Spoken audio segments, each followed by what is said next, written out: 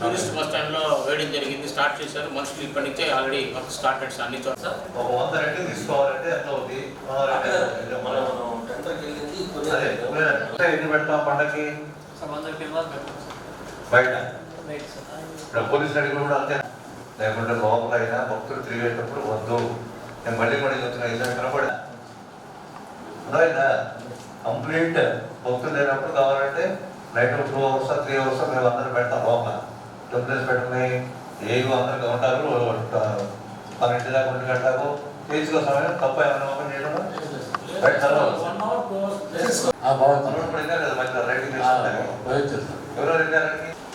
So మరి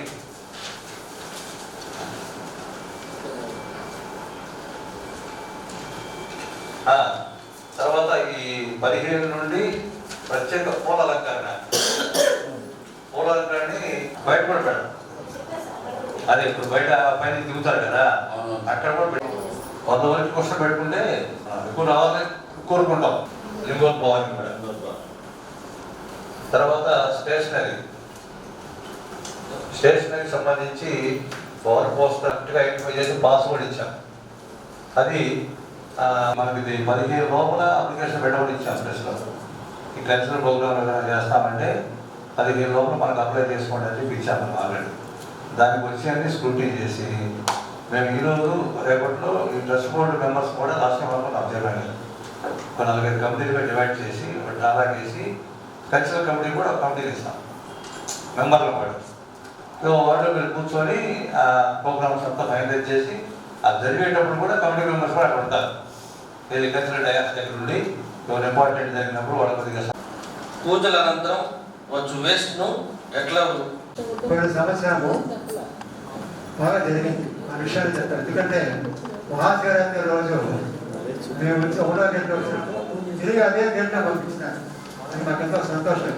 ముఖ్యంగా వారికి అభిషేకాలు ఎంతో ముఖ్యము, భక్తులు దర్శనాలు కూడా అంతే ముఖ్యం. అభిషేకాలకు ఎటువంటి ఇబ్బంది లేకుండా ఒక లైన్ ఏర్పాటు చేయాలి. పాతకాలంలో దర్శనాలు చేయించి అభిషేకం పొందారు, నైవేద్యం అంటే పోతుంది, అదే అమ్మవారి అట్లా వెళ్ళిపోతూ ఉంటారు.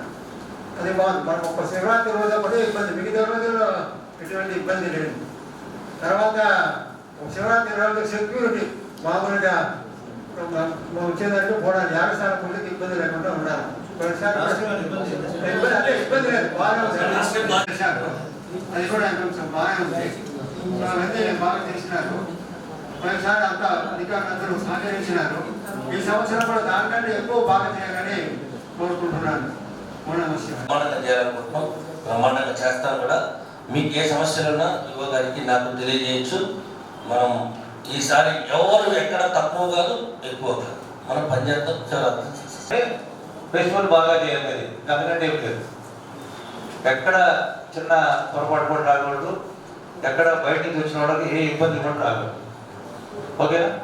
అందరికీ నమస్కారం. ఏంటంటే లింగోద్భవానికి ఏం జరుగుతుంది?